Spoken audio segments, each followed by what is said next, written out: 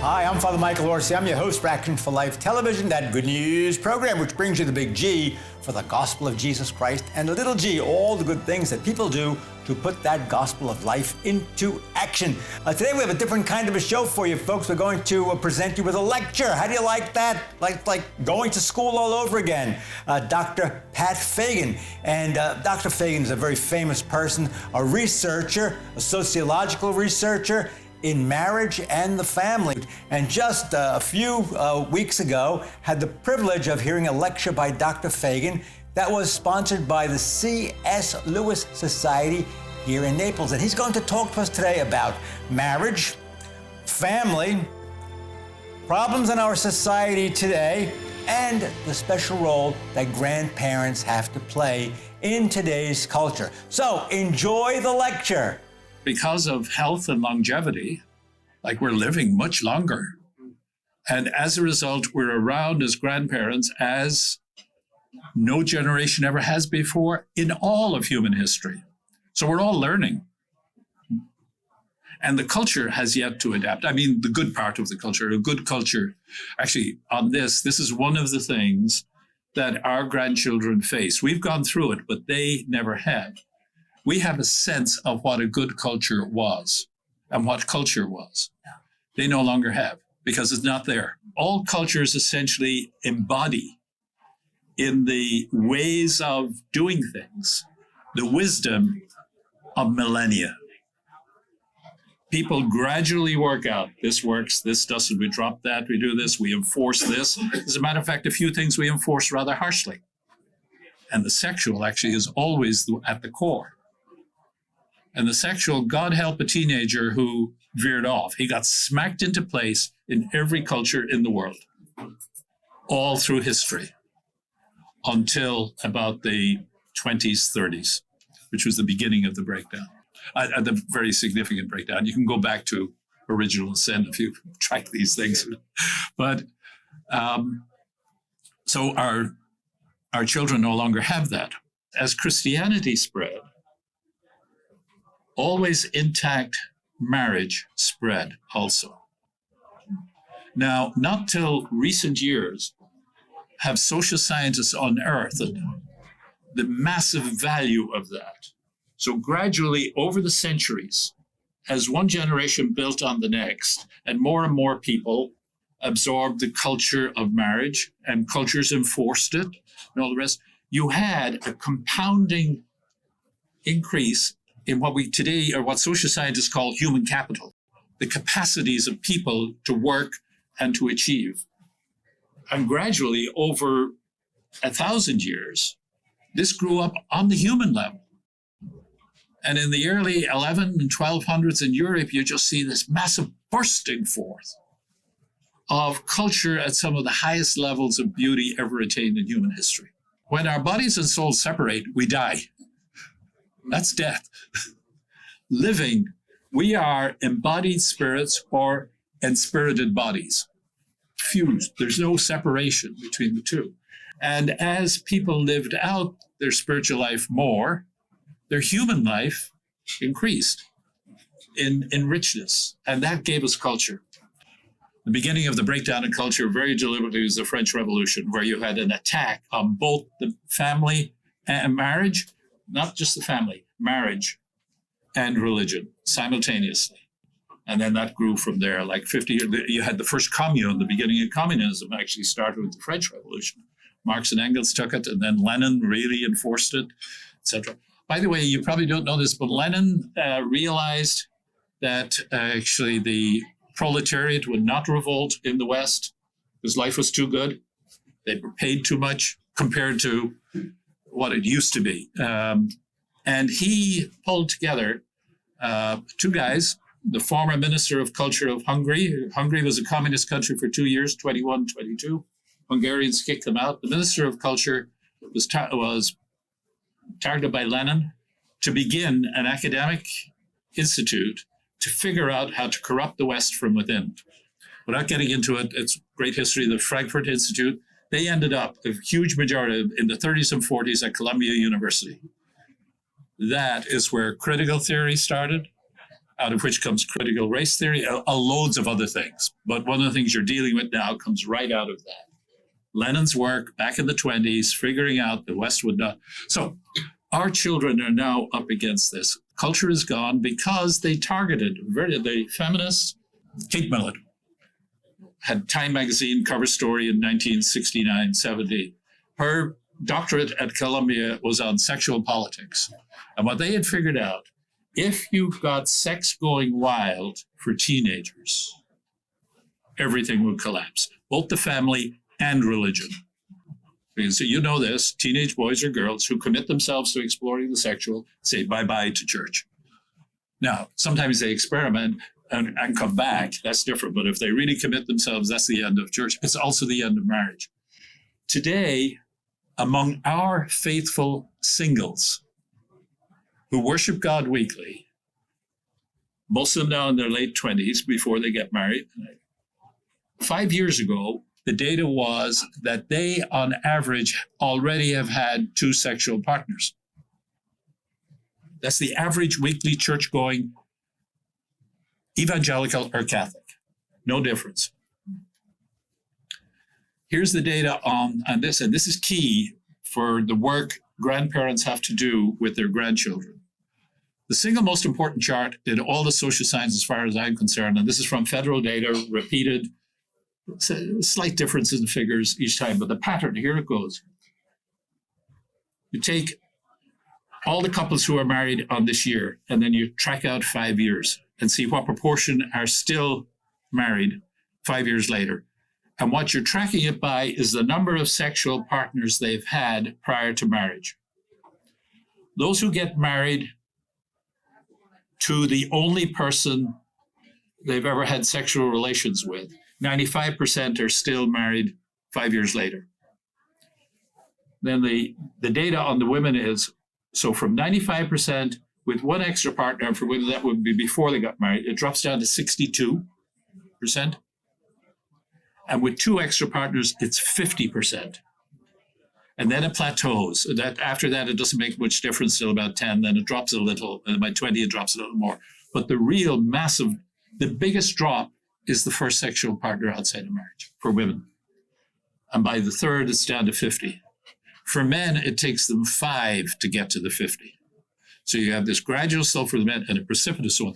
The first time I had the data, I was looking at the data in Excel and then graphed it, and then you could see this. What jumped immediately in my mind was those Mediterranean cultures, they understood something, having the girl chaperoned. They weren't only protecting her, they were protecting the future marriage. They were protecting the grandchildren. The chant that the feminists who developed the National Organization of Women, very dedicated, a number of our Supreme Court decisions that were against the family were essentially strategically maneuvered by them. Not all, but most of them. And the other thing that this group got going was the feminist study departments and institutes at universities and colleges. And we have over 400 of them in this country right now. And that's what's infecting our children. I figured out the strategic moment that the enemy figured out way before us Christians was chastity in the teen years. They said they figured out, get this violated, get rid of this. And you saw the sex ed that came into the schools back in the 70s, which was caused the beginning of homeschooling. That's what homeschoolers were most upset about. So how we inspire young teenage, our grandsons and our granddaughters, to the beauty of the difficult struggle, to develop a pure heart where they're going to keep their whole self for the guy, for the great, beautiful woman who's out there. Though I don't know who she is, but she's out there. And one thing I suggest to them is, look, get your guardian angel to become friends with her guardian angel, and together you can, they can take care of a lot for us. It's God taking care of everything, but it's a nice and a real way to go. Guardian angels had a huge amount to do with marriage, all through the Bible. Go back through it. Tobias especially, Raphael, Gabriel, the marriage of Joseph and Mary. John Paul II had a great phrase, which he summed up, talking to both God and his great mediator was Blessed Mother. And within Catholic Church is this devotion where they say, totus tuus, I'm all yours, knowing that she will bring you to her son. As she said, do whatever he tells you. You know, that. And but the first time that was probably spoken was Joseph saying to Mary, after all the curveballs are over, totus tuus. And Mary says back to him, totus tuus. Really keeping your heart, your imagination, and that's another topic to get to, for this one lady or this one great guy, handsome, hardworking, all the great qualities you want. God will help you. She is out there. And eventually, you know how you met your... Could you have planned that? No way. Maybe your parents or grandparents might have had something to do with some of us coming together. That often happens. But that is, I think, the strategic task. Get that one right, and almost everything else will fall in place. Getting it right involves many elements. It's not just one. But it's, I think, a great focal point. And our teenagers are up against the greatest onslaught on sexuality since time began. Giving these to a child under junior year in high school, I don't say there are other phones you can have, is child sex abuse. Serious child sex abuse. Teenage boy, I can have porn on this within 20 seconds. There is no way as a teenager, I personally, Pat Fagan, in Ireland, where we had censorship, I couldn't have resisted. Why do you think beautiful, virtuous girls, young women, in their 20 to 28 are not, why are the guys not pulling these off up to the altar? Porn.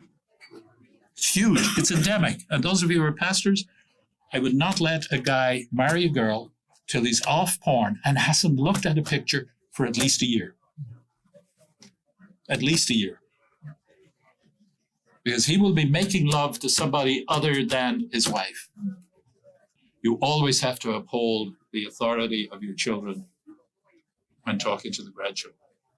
Not to is a violation of their marriage, their rights, and the way God has structured things.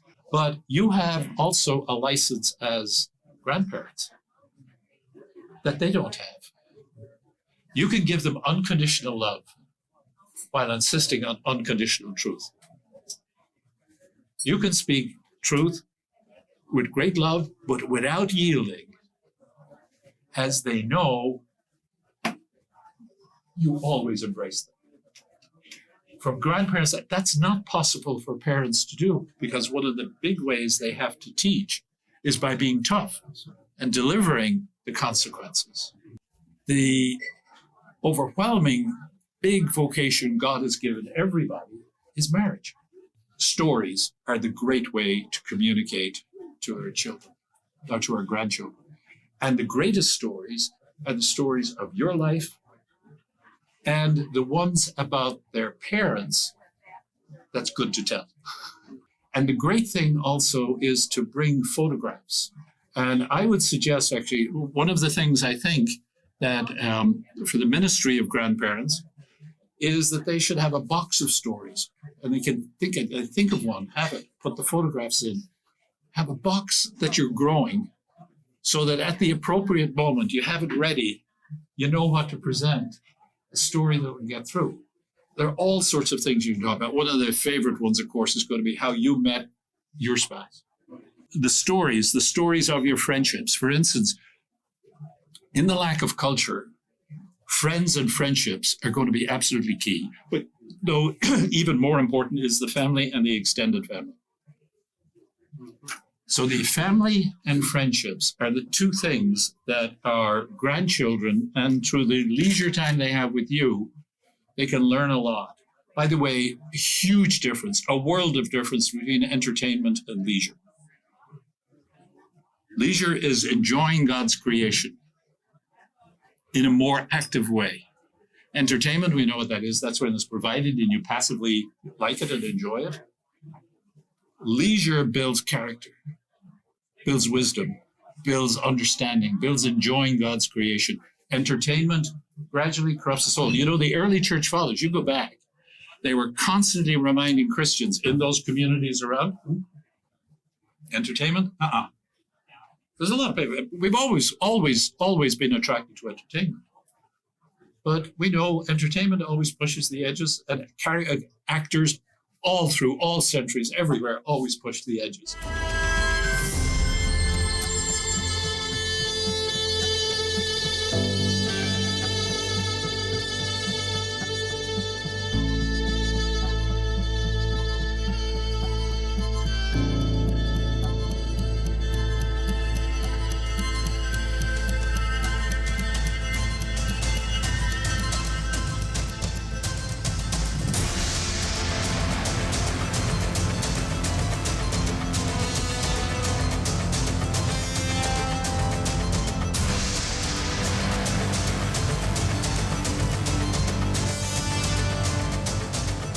As you can imagine, producing this wonderful program, Action for Life, it costs a great deal of money. We're going to need your help. So if you would like to donate to keep this good news program on the air, please go to your computer, your cell phone, actionforlife.net.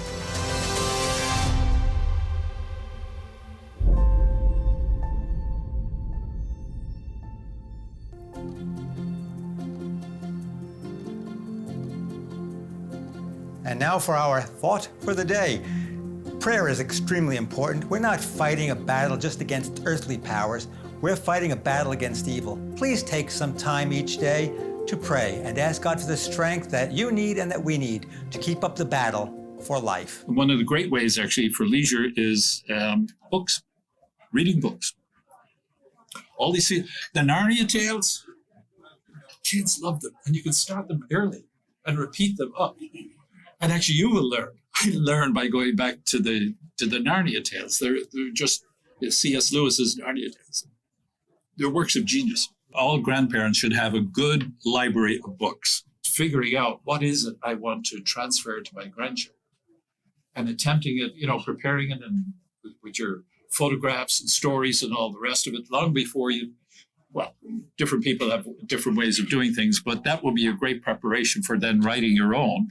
And it doesn't have to be a published book, but it would be great for your kids, grandkids, and this will become a patrimony within the family. And these are going to be very important in future generations. They will be passed on. Your great-great-grandchildren, you'll be in heaven, but they will never have met you. You have to wait a long time to let you meet. But they will know you through what you've left behind. Our children are growing up in an age like we don't even know what the future is going to be like. It's changing so fast. We are now living in a time and a mode of living that we never conceived of when we were in our 20s. People's capacity to relate is just dropping through the floor.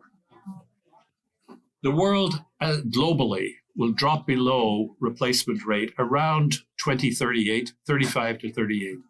You just go to the World Bank and you can see it. They've got great population data there. All the developed countries of the world, the OECD countries, Europe, Australia, all the ones that are well advanced, have been way below replacement for a long time. 1.4, 1.5. The basket case of the world is South Korea, which is now overwhelmingly a Christian country. They have 0.9 children per woman. 0.9. You play that out in 3-4 generations, it's just not there. Why do you think Europe has let all those chaotic migrants come in? It's great to welcome migrants, but not with the chaos is there. They don't have workers. Ireland, my country, which had one of the highest fertility rates in the world, well known for it, has now 4.2 million people. Over the next 20, 30 years, they have to import 4 million to keep their social security intact. And Ireland is the second highest fertility rate in Europe right now. France has the highest. And this is a global problem. Muslim nations, many of them are below replacement. Even the high fertility ones, Nigeria is one of the highest. You go to the women, you just see their fertility is dropping. They're at 5 point something now. They used to be up around 8 about 20 years ago. They're on a fast decline. You don't want your grandchildren to be going out of existence. But lots of grandchildren around the world are going to grow up increasingly without a brother or sister, without cousins, without aunts and uncles. That's the future of the world. And Christians are a huge part of the problem because they're not doing what Christ asked. Like our children are going to grow up in a culture and a situation that's going to be very similar to what the early Christians grew up in, a very hostile country. Very hostile country. We have to prepare our kids and our grandkids to be like Marines. I don't mean physically in armament and military stuff, but I mean in their heart, in their soul. Courage, wisdom, all the rest. By the way, wisdom, the beginning of wisdom is prudence. And prudence is the queen of the virtues. And I was never taught it, but teenagers, they got to be by 16, 17, before they can even exercise prudence. And prudence, actually, the best way I recently realized to get prudence across, because I knew it conceptually, it's the queen of the virtues, pulls all the other into play and all the rest. It was very abstract. Whereas teaching kids to be prudent has got huge implications. And prudence is very simple. You got a good goal. You're here. You got the facts of where you are. Getting there is going to take effort, maybe great difficulty. And prudence is, first of all, checking that that is a good goal, that God will be happy with me if I attain that. And that's a good criterion. I'm a child of God. I want to do this. You think my Father, are you okay with that? Okay. Now I'm here. And there's lots of deficits and all the rest. Prudence is figuring out the means, keeping the good one. You're aware of this, you're aware of that, and you've got to figure this out. And by the way, because you've never done it before, you're going to make mistakes. So you consult with others, you replan, and you keep replanning till you get there. That's prudence. You've lived long enough to be able to illustrate loads of illustrations from your own life of where you were prudent and imprudent and tease it out. Now, I don't know if you have a grasp of that.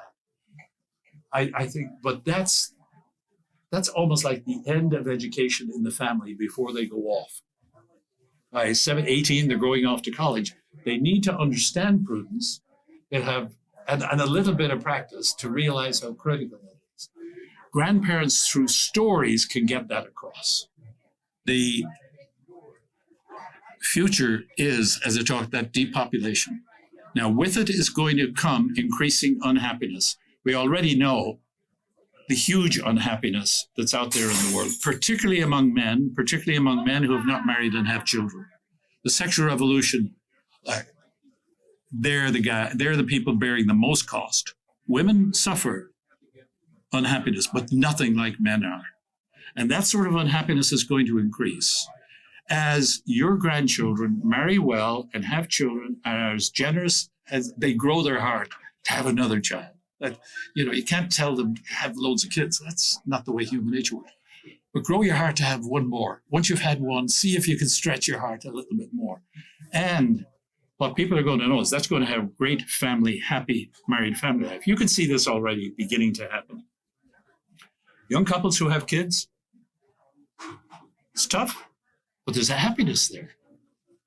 And in the future, increasingly, as the world gets more unhappy, you're going to see and say, I don't know what they're doing, but whatever Kool-Aid they're drinking, I want it. That's how early Christianity began. That's the love of Christ coming out in the family, in the marriage, in the sexual.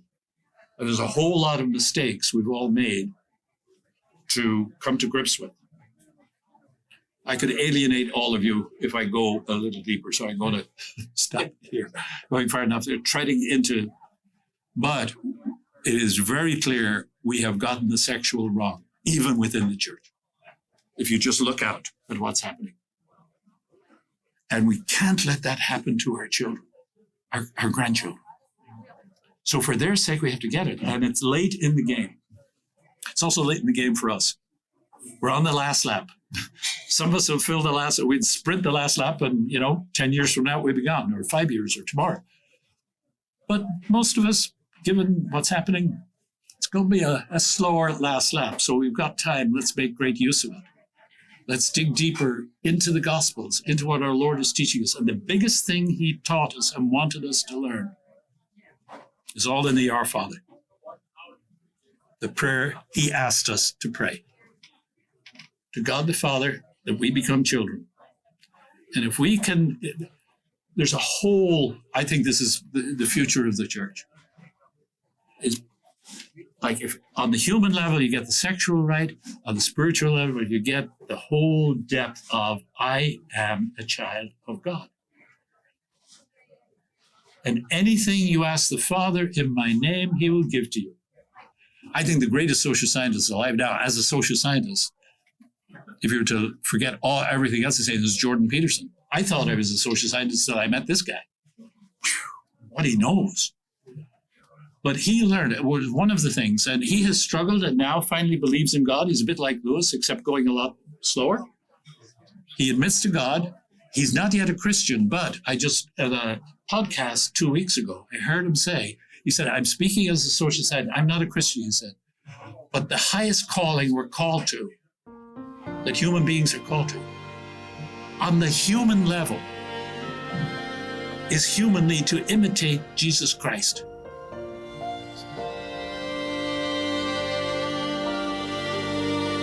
Dr. Fagan's for action, I'm for action, and I hope you are too. We would like to thank our generous sponsors for their wonderful support.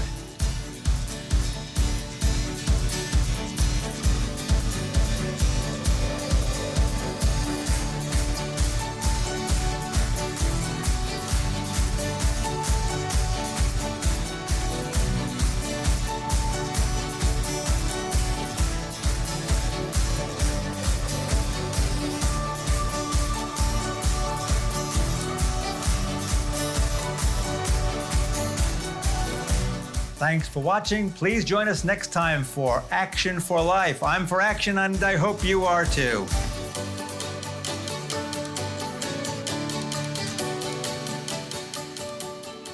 I'm Father Michael Orsi. I am your host for Action for Life Television, that good news program which talks about the gospel of Jesus Christ, the big G, and the little g, all the good things that people are doing to put the gospel of life into action. So please join us for the next episode of Action for Life.